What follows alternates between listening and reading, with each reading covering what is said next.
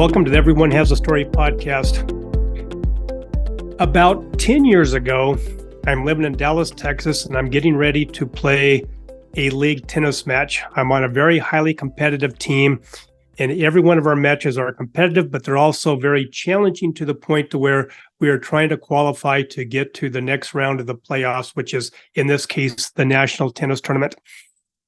I walk out of my car, I get my tennis racket, and get my bag. I start to walk to the course and I realize, man, it's hotter than what I thought it was. So all of a sudden I start talking to myself about, man, it's hot out here. I really don't know how much I want to be here. And I kept having that conversation with myself. And then I get to the court, I'm playing doubles. I meet Sammy, my partner.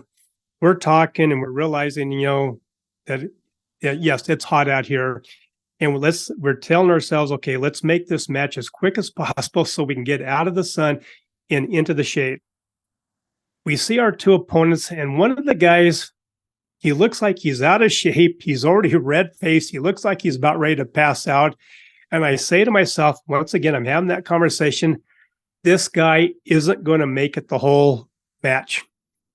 He comes up, shakes our hands as we always do, and he goes, man, it's 108 degrees out here, probably 100% humidity. It's miserable. I hope we can make it.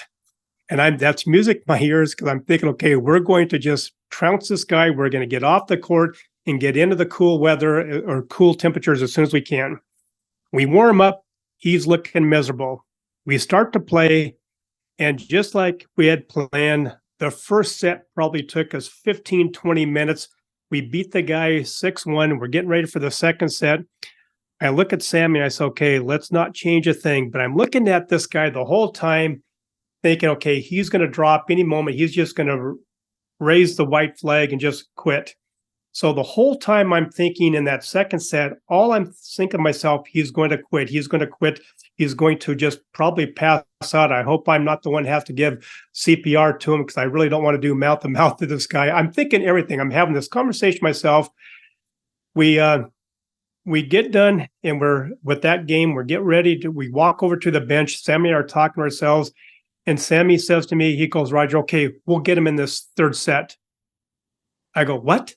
He goes, we'll get him in the third set. And I'm thinking to myself, what happened to the second set? I was so busy talking to myself in the second set. The whole second set got by me. I had no idea what the score was. I look up, we got beat 6-0 in that second set because I was nowhere there. I apologized to my partner, not letting him know what I was just doing for the last 6 games. But I said, Sammy, I'm back. Now, Sammy is American Japanese, so he speaks very little English, but a whole lot of Japanese. Sometimes we have communication problems. I go, Sammy, I promise I'm back. He looks at me with that curious look. He goes, Roger, where'd you go? I go, Sammy, we'll talk about this a little bit, but let's stay focused on the game. So immediately I had to get myself into this match. I was talking to Sam between every damn point because I had to stay focused. We ended up winning the match. And afterwards, all I could do was laugh because all I could picture the whole time was Sammy looking at me going, Roger, well, where'd you go?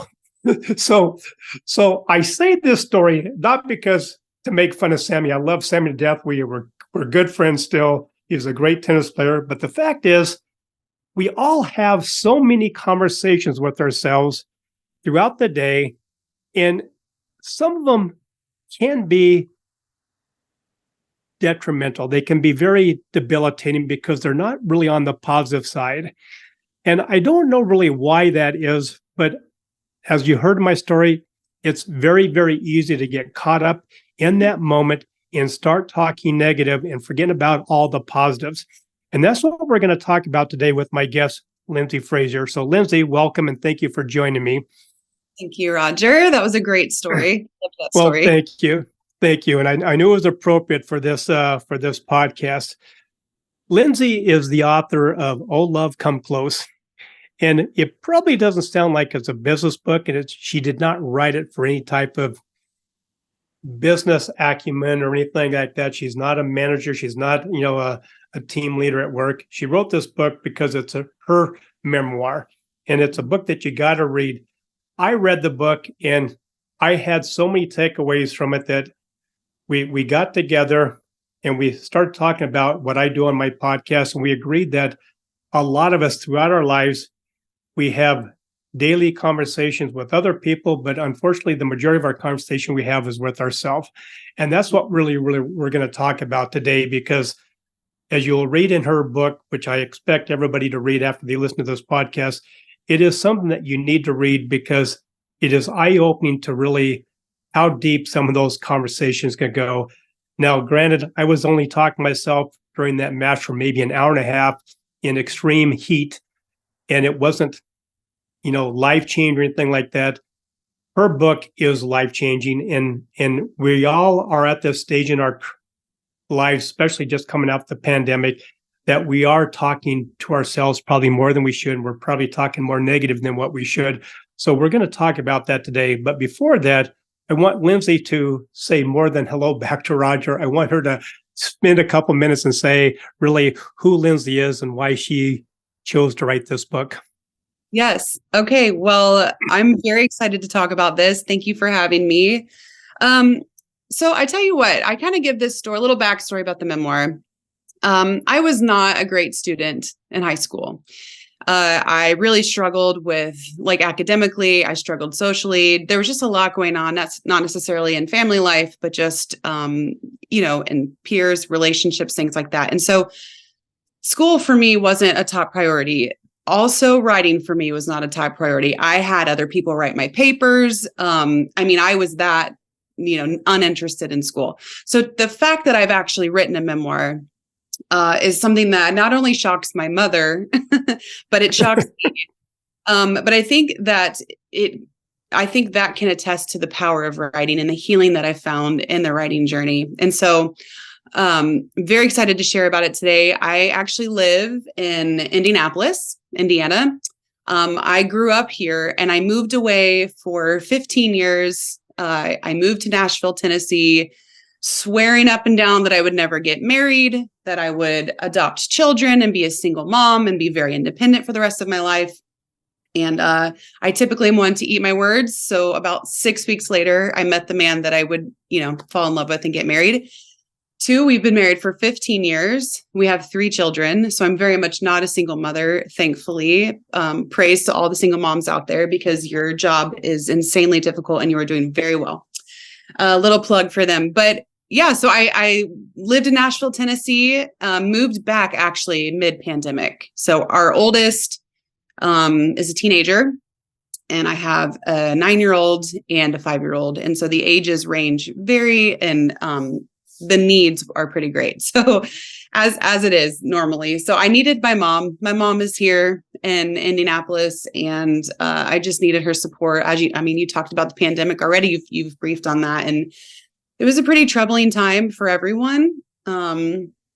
Just very chaotic in thought, and in a very practical way too. So I've been back in Indiana since the fall of 2020. And feel like I'm just now kind of sinking my feet in, calling it home, comfortable with calling it home.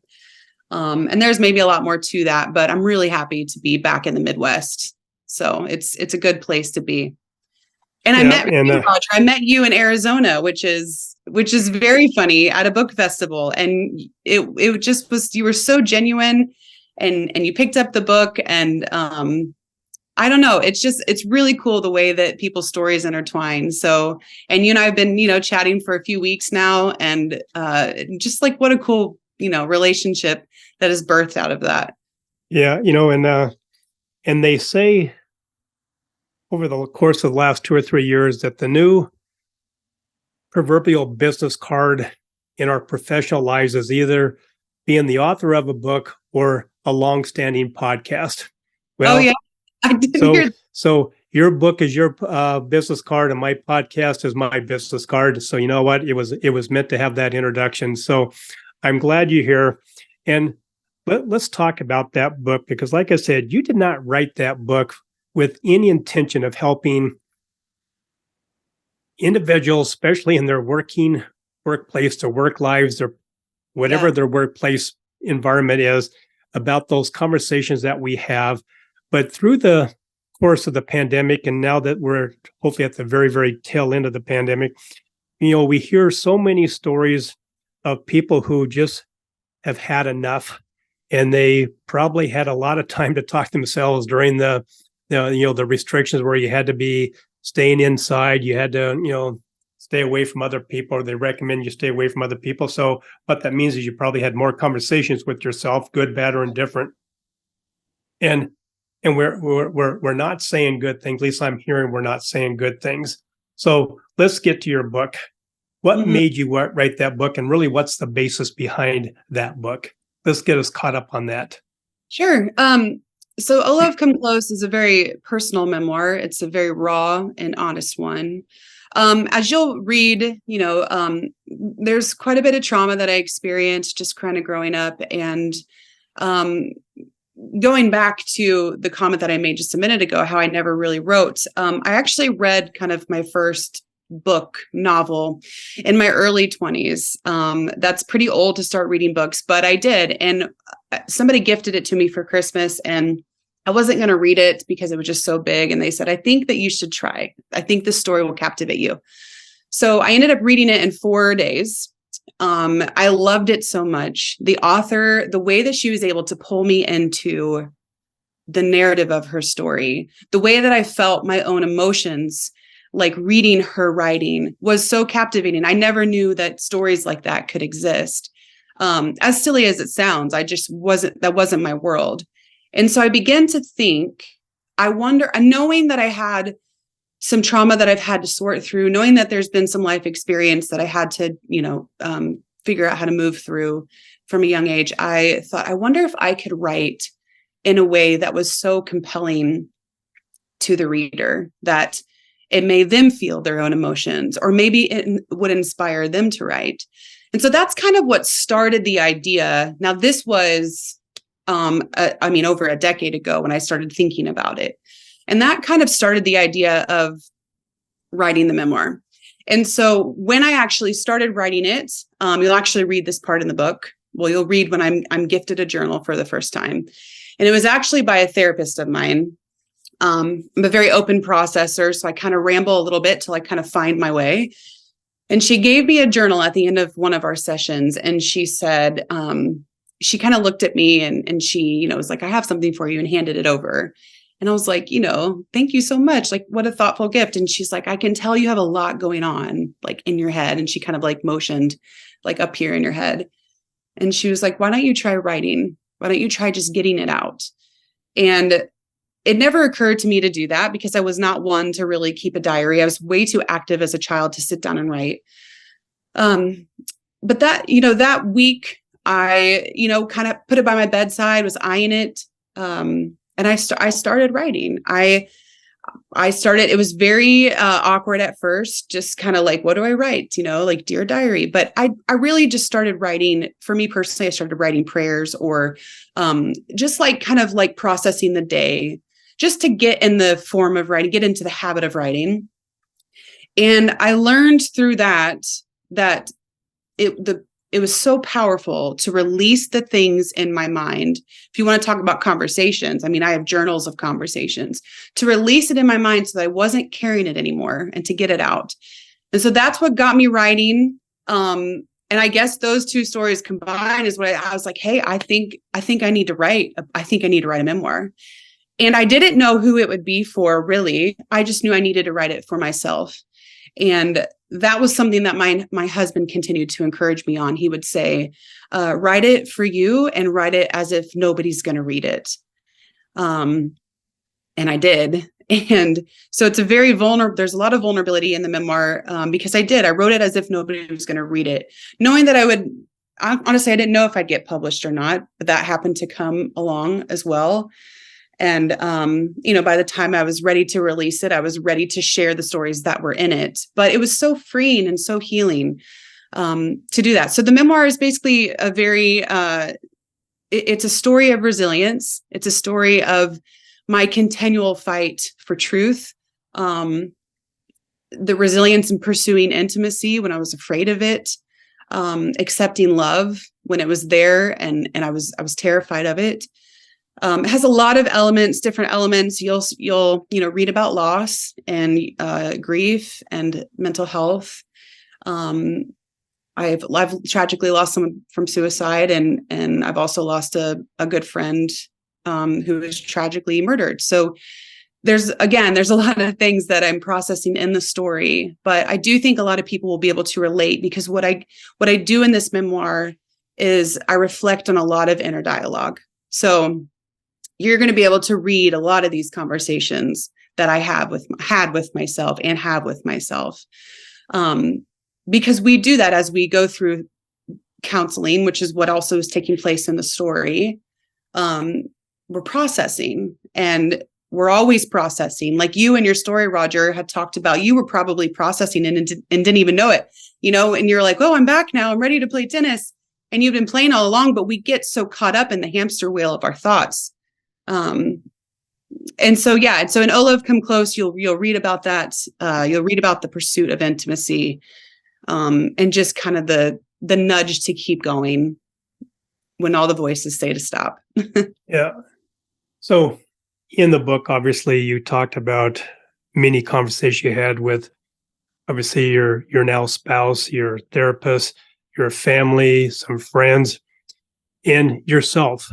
And so how did those, and you've just described them all very well, how did those really play out today in our world today? As I described, post-pandemic, we've been tied up at our home. We were tied up, depending on what county and what state you lived in, maybe a little bit longer than others. So we had that time to really,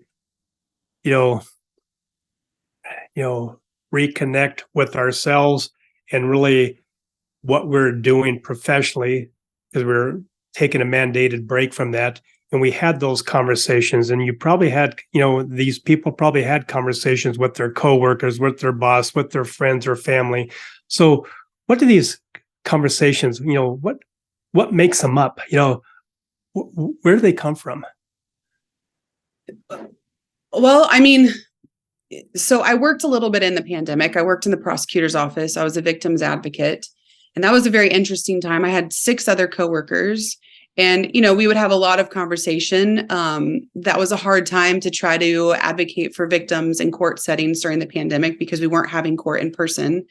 And so it was a whole gamut of difficulty. And so, a lot of times, especially in the social work world, people would get pretty bogged down.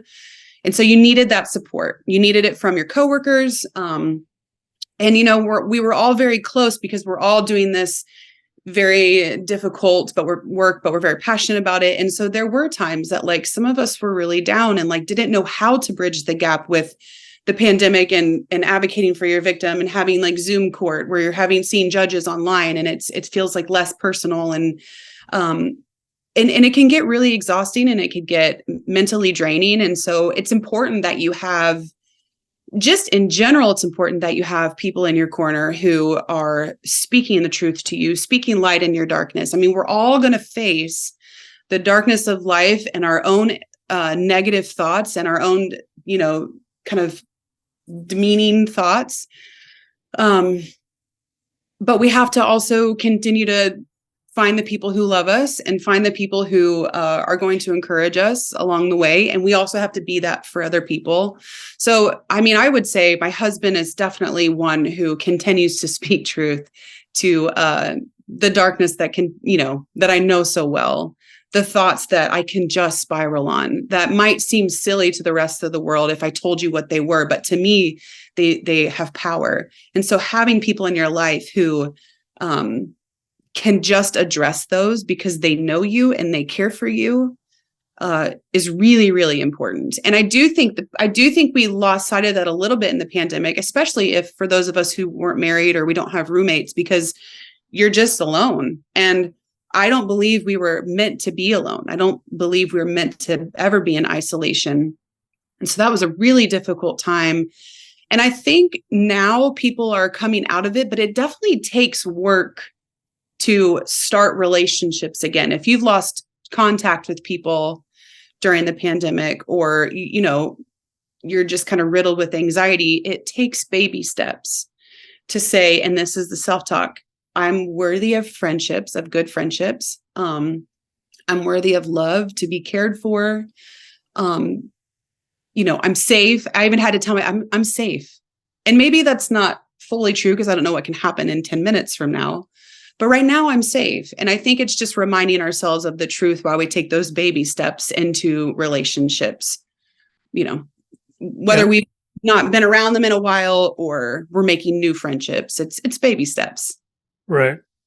Now you referenced me, during that second set of my tennis match that I referenced. I had no idea I was having these conversations with myself. They were so consuming, I didn't even know I was having them. But I had a scoreboard. I could look up and say, oh, geez, I just got beat that second set. So I had something to slap me in the face besides the 108-degree weather and the 100% humidity. I had a scoreboard that slapped me that says, hey, snap out of it. Yeah. So how does someone become aware that they're even having these maybe not so positive conversations with themselves? Yeah.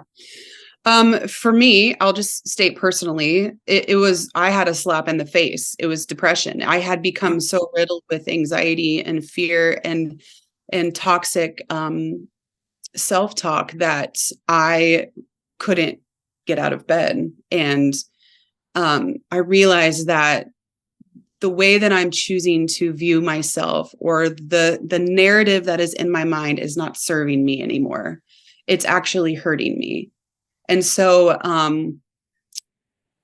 it was very much like okay, I have to do something different. I have a life, a beautiful life. I have a family. I have friends that love me and want to be with me. And I would say the metaphor of your tennis match is perfect because you had the scoreboard that slapped you in the face. You're like, whoa, I got to do something different. And I think we can all relate to that in our own ways of like, when something's not working anymore, that you maybe have done over and over, it's like, hey, I got to change. Something has to change. This is not looking good the outcome's not looking good for me. And so for me, it was very much, a end of the road. My family was still intact. It was not, I know some people face this when they have very significant life change. People going through divorce and things like that, which I've had very close friends walk through that. And it's really painful. But I think we all have those moments where we just kind of have that wake up and we're like, oh my gosh, I am in a lot of pain and distress, or I am very uncomfortable and something has to change. Something's not working anymore. So So now let's go to who my audience is, the business owners, the managers, the professional people. How do having these stories, these conversations with yourself, how does this apply to them in their professional life? Well, I cannot necessarily speak to the business owners because I'm not a business owner, but I can also give from the vantage point of my husband being the creative director of a marketing agency here in Indianapolis, and me watching him manage a pretty large team of people. And my husband is a very compassionate guy. He's very empathetic. He cares for people. He also really desires work to be done well. And so those are really two very positive traits. And so what I've seen him do well is him manage a team where he has looking at his team as people, not a machine. He values them for their unique gifts. Now, he's not perfect. I don't want to paint this picture that he's doing it perfectly. But I think his values are these people matter. The people who work under me, they matter. They have their own feelings. They have their own lives, own things they're processing. They have their own fears and insecurities, but they also have unique talent. And so what I've seen him do well is pull that out of them, encourage them in their unique talent, because especially people in the creative world, maybe just any world, you can really get in your head about what you're doing and not doing well and kind of have that imposter syndrome. We've heard that term, being thrown around, like people being in roles that they feel like they shouldn't be in. And so I've seen him do that well. And so I would say, looking at your your employees as people, who just want to be loved and cared for while they're doing a good job. They want to be held accountable, but they also want this humanness of them to be prioritized too. Does that answer your question? Yeah, absolutely. Now we're going to take the professional lives now of individuals, and now we're going to place them specifically in the workplace environment. You had the opportunity to have a very, very good therapist who became a friend, who I think still a longtime friend of yours, in Jen. And, a lot of organizations don't have, they've never created that culture or that environment to where you have someone that you can talk to, that you can just get out of, instead of having that conversation with yourself, have it with someone else, to have other points of view, maybe lead that conversation into a more positive direction. So what advice would you give to the organization as a whole, the workplace, to help people minimize not the number of conversations you have with yourself, but minimize the negativity, the debilitating words that you might be saying to yourself? Yeah. I think creating a bit of a safety net within the workplace is pretty valuable. I think different. Well, I don't know. I think of different businesses and different the way, I think of Wall Street, for instance. I don't have any knowledge of Wall Street. All I know is the stereotype of high stress, which this might not be true. I don't want to put a blanket statement over all of that. But what we see in the movies, which is what I know because I'm not on Wall Street, is that it's high stress. Everything could fall apart at any moment. Feels like a lot of anxiety. And that might be a facet of it.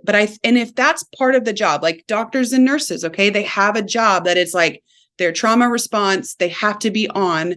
There also needs to be another part, whether it's, a team meeting, or some companies are, going out for coffee or donuts, or you need to have an element in there that brings everybody's humanity together. Because what I said in the beginning, we aren't machines, we are people, and we will crash and we will burn out. And we have to create that safe environment.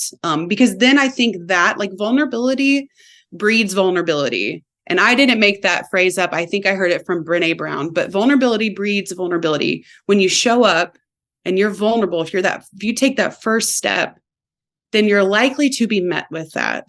You might find some resistance in people because not everybody's ready, but you're going to find somebody that meets you there too and says, hey, yeah, me too. Let me tell you about and then that starts to create this, this safety net, this little relationship between two people that, they can kind of hey, I think I can count on them. But I think it requires initiative to make a safe space within the workplace. And I think that that kind of happens when you value the person. It's really not all that complicated. You say, hey, I see you. You're doing a really good job. But that other side of that equation is another person that's in alignment and in harmony with who you are. And like you said, vulnerable as well. Yes. And so, we've talked quite a few times about those people, and for no better term, they're an accountability partner. You had your spouse, you had Jen, so what are the key requirements of finding a good accountability partner for someone? Ooh, key requirements. Trust. I really trusted Jen, but not at first. It took time. I think it's really wise for us to proceed with caution before we just all of a sudden, give someone everything of us, whether it's, we're venting or we're telling them we need to like let it off our chest. I mean, the counseling setting was a little easier for me because she's a professional. And so I'm already walking into the situation feeling like, okay, she's a professional. I'm paying her to provide this safe space for me. So, I mean, honestly, that's my number one. A therapist is a really good person to be on your team, but also not be so closely tied to everything that they can't give you sound advice. They want to give you sound advice and honest advice because they care about you. And also they're for you and they don't really think about all the other things that are going on versus if it's a coworker, you're in it together. So I think trust for sure. I definitely think like, I don't really want to take advice from somebody who I can tell like their life is unraveling. Now we all have moments in our life where our life is unraveling and we can't control that. It happens, but it depends on what we do with that. Like, whether we sit in that for a very long time, whether we are kind of causing the unravel, like, I don't know, just discernment of character. I think that's probably what I'm getting at. But yeah, I mean, because I proceed with caution sometimes because not everybody is trustworthy. And I think it's learning the value of myself that like, not everybody gets all of me or not everybody should, not everybody can be trustworthy, but that doesn't mean I don't try and I don't show up and be vulnerable and I don't at least extend an opportunity or, to show up back, to meet me halfway. I mean, we can extend the invitation and then proceed with caution and then, discern their character and things like that. But in today's world, I think it's kind of towing the line of being vulnerable anyway, being safe with myself, feeling safety in here and myself, being vulnerable, and then evaluating, that relationship. Is this a healthy one? Is this person feeding me truth, or are they just bringing me down more negatively? That all stems from the value of self and how much you believe you're worthy. Yeah. So really total alignment, which takes time to really realize what that alignment is supposed to look like and sound like and just feel like. Absolutely. Now, so let's talk about one of those conversations with that accountability partner, maybe professional colleague, whoever it might be, in the workplace or outside the workplace. So tell us, what advice would you give now to that young Lindsey that was dealing with everything that you talk about in your book? Oh, young Lindsey. This is a difficult one for me to answer because I still have to face young Lindsey and I don't know how to talk to her yet. But I think the thing that I would go back to, what I would tell her first and foremost is give yourself grace. It's okay to mess up. You are worthy of love, even in your failures. Oh man, that's a pretty big one. I would probably start there. And then honestly, Roger, to be very, very candid, I don't know that I would say so much to her as I would just hug her and show her affection. I think someone who has felt very lost as a child maybe needs less words and more nurture. And I would Yeah, and that's really what we are missing just in life.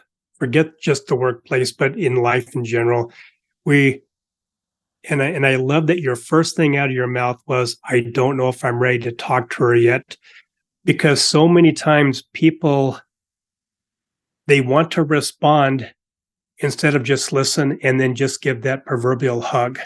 And so many times people start to give advice. They start to give whatever feedback that they feel necessary without really hearing and knowing all the circumstances. And so I love the fact that you started out by saying, you know what, I don't even know if I'm ready yet. So you would be my first choice for an accountability partner, just for the fact that I can count on you not to say something when you're not ready to say it, and probably know that I'm not ready to hear it.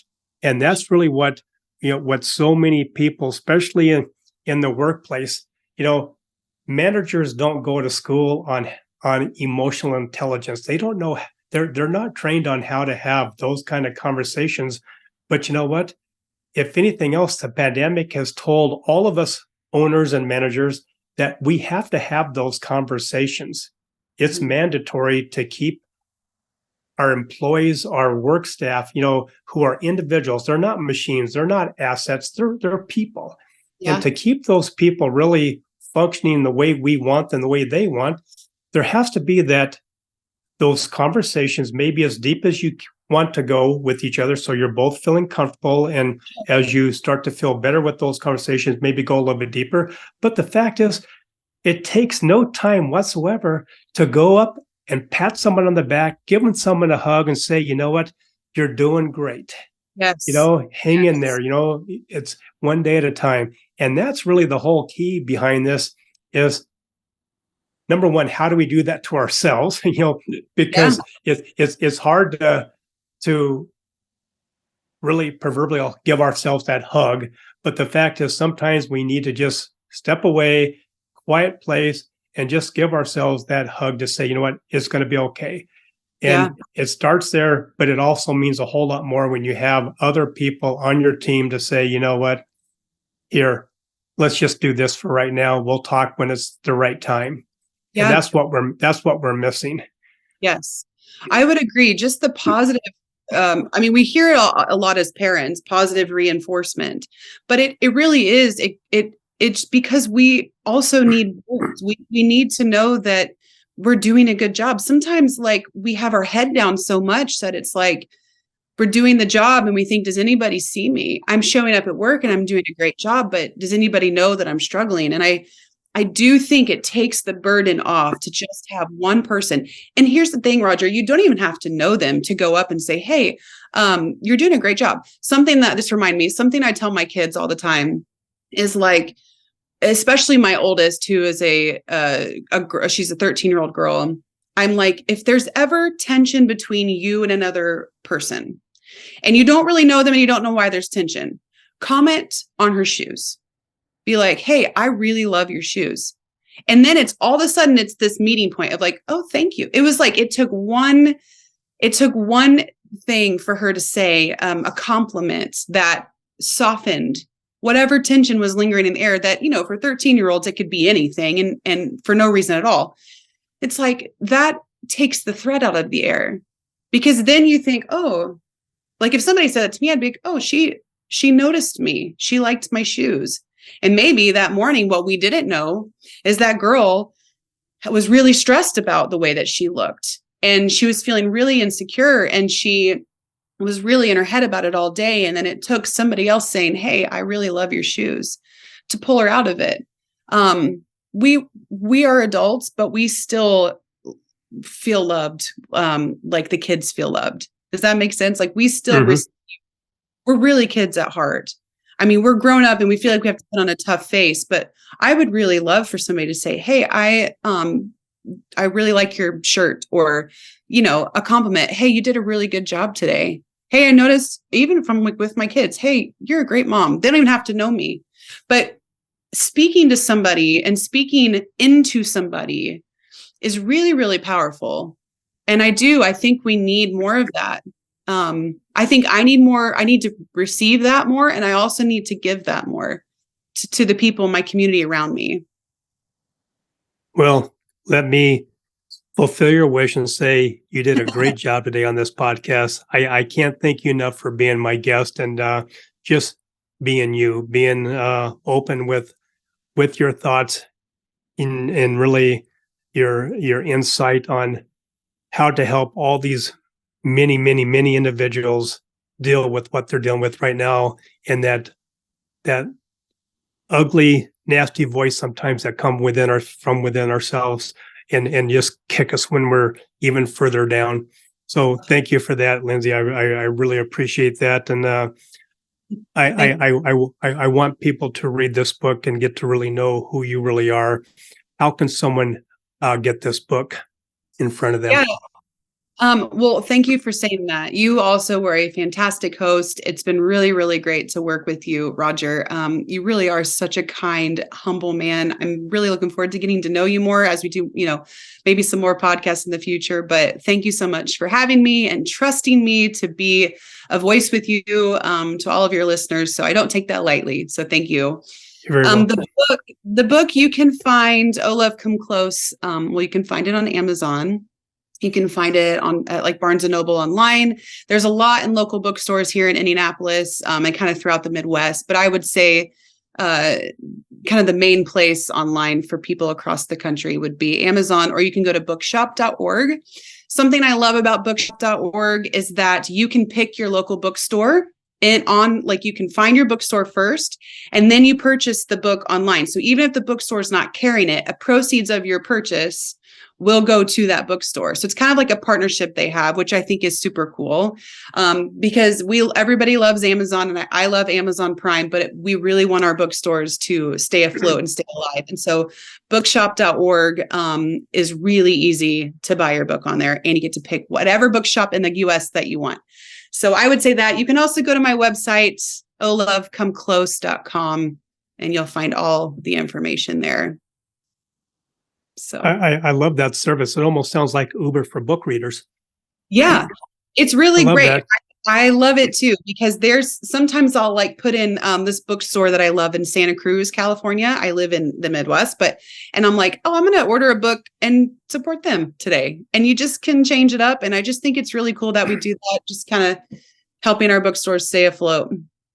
And you're the kind of person that every small business needs to have as a person to just think the way you do and be happy about supporting everybody, as opposed to just supporting the same entity over and over and over again. I love that.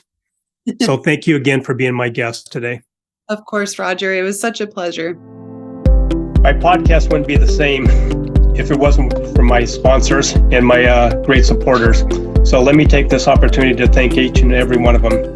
First of all, I want to thank Rebecca at Custom Bookkeeping and Accounting, delivering trustworthy bookkeeping services since 2003. Dave and Dara at Virtues Matter, making this world a much happier place to be with their Virtues Card apps, coaching, and workshops. Stephen at Buller Accounting, giving business owners depth and insight to their numbers. Eric and his team at Ivy Cat Web Design, the real superheroes of web development and design. Jennifer and Jean at the Seavers Real Estate Team, serving Pierce and Kitsap counties with their home buying and selling needs.